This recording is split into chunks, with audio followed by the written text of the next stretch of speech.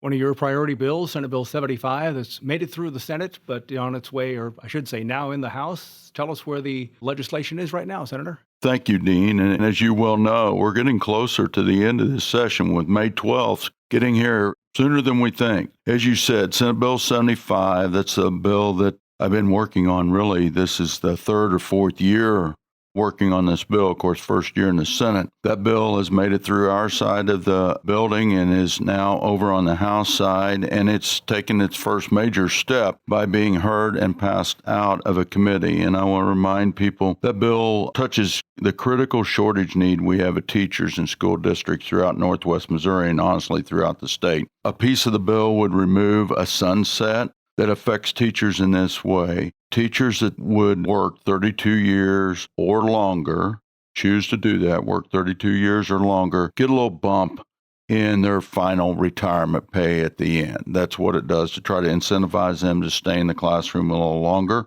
Additionally, Senate Bill 75 changes the amount a retired teacher can receive when they're working a non-teaching position in school. So if a school teacher retired and decided to drive bus, coach, work in the cafeteria, etc., they can earn a few more dollars in that area without jeopardizing their teacher pension. And the final part of the core part of that bill deals with teachers that go back in true critical shortage where we can't find somebody to teach in a particular classroom, particular subject, or even in those non-certified areas. Currently, teacher can only do that for 2 years, and if they stay longer than that, they will lose the retirement benefits. This would change that 2 years to 4 years, and I hope that helps some at home. So Senate Bill 75 was passed out of the House Pension Committee by unanimous vote earlier in the week. We have one more committee that it needs to go through on the House side, but hopefully that happens next week, and then it'll be eligible to be debated on the House floor. So I'm looking forward to